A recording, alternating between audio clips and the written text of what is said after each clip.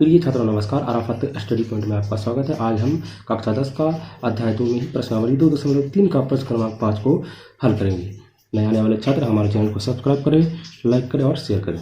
तो चलिए प्रश्न को पढ़ लेते हैं। सबसे पहले प्रश्न में कहा गया है कि बहुपदों px, gx, qx और rx के ऐसे उदाहरण दीजिए जो विभाजन एल्गोरिथ्म को संतुलित करते हो तथा रोमन नंबर 1 में दिया है कि घात px बराबर घात qx बराबर घात rx और रोमन नंबर 3 में दिया है कि घात rx बराबर 0। तो यहाँ देखें कि बहुपदों px, gx, qx और rx। तो सबसे पहले हमें ये जानना है कि px, gx, qx और rx कहते किसे हैं। तो आप ये देख सकते हैं, यहाँ देखें कि px जो है ये भाज्य को कहा जाता है px और भाजक को जो है gx कहा जाता है भाजक को और qx जो है ये भागफल को, जबकि rx जो है ये शेषफल को कहा जाता है। और आपको ये बात भी ध्यान में रखना है कि भाज्य जो है ये भाज्य, भाजक, भागफल और शेषफल हमेशा नीचे रहता है, यानी कि हमेशा ही भाज्य जो है ये बीच में रहेगा, इस साइड भाजक और भागफल और शेषफल। तो हम ये कह सकते हैं कि px हमेशा बीच में रहती है, जबकि भाजक जो है ये gx रहती है इस साइड और भागफल जो है ये qx इस साइड रहती है और शेषफल जो है आपको ये rx इसे कहा जाता है। तो आगे देखें, ऐसे उदाहरण दीजिए जो विभाजन एल्गोरिथ्म को संतुलित करते हो। तो यहाँ एक वर्ड दिया गया है कि विभाजन एल्गोरिथ्म। तो विभाजन एल्गोरिथ्म होता क्या है, तो आप ये देख लें विभाजन एल्गोरिथ्म।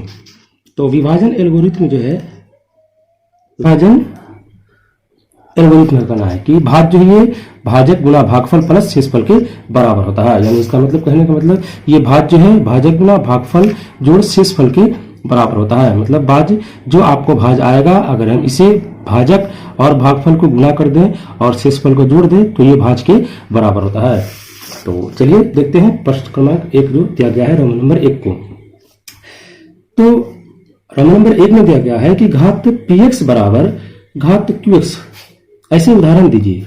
घात px बराबर घात qx का एक ऐसे उदाहरण दीजिए जो विभाजन एल्गोरिथ्म को संतुलित करता है। और विभाजन एल्गोरिथ्म है क्या कि भाज्य बराबर होता है भाजक गुना भागफल प्लस शेषफल के।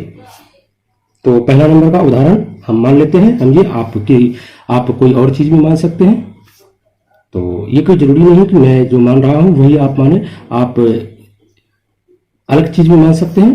तो सबसे पहले हल करते हैं 1 नंबर के सवाल को। और तो आपको जो दिया है घात px बराबर घात qx, तो एक वर्ड है यहाँ पे घात। तो घात के बारे में हम ये कह सकते हैं, घात मतलब होता है पावर। पावर यानी जिसके सर पे, जैसे एक्स स्क्वायर, यानी x का घात क्या है 2 है। घात मतलब जिसके सर पे पावर रहे कुछ, उसे ही घात कहते हैं। सिंपल वे में आप ये समझ सकते हैं। तो सवाल दिया है कि घात px बराबर घात qx, ऐसा एक उदाहरण लिखिए। तो हम ये देखेंगे px यानी कि भाज्य और घात qx, तो qx है भागफल, यानी कि भाज्य और भागफल दोनों का जो है घात यानी पावर बराबर होना चाहिए। तो हम ये मान लेते हैं कि माना कि भाज्य बराबर, भाज्य मतलब क्या होता है, तो भाज्य होता है px। माना कि px बराबर हम ये मान लेते हैं, आप कोई और चीज भी मान सकते हैं 2x का स्क्वायर, और भाजक मान लेते हैं हम, यानी gx बराबर हम मान लेते हैं 2। तो इसे फिर उसके बाद हल करके हम देखते हैं। तो 2x के स्क्वायर को भागा देंगे 2 से, तो 2 तो है कितने और x स्क्वायर से, तो हो जाएगा 2x का स्क्वायर, ये दोनों कैंसिल और 0। तो आप देखें कि दिया था कि घात px बराबर घात qx होना चाहिए, यानी कि आपका घात px का जो घात है, तो px का जो घात है मतलब कि भाज्य का जो घात है, तो भाज्य कहाँ रहता है बीच में, ये बराबर है घात qx के भागफल के।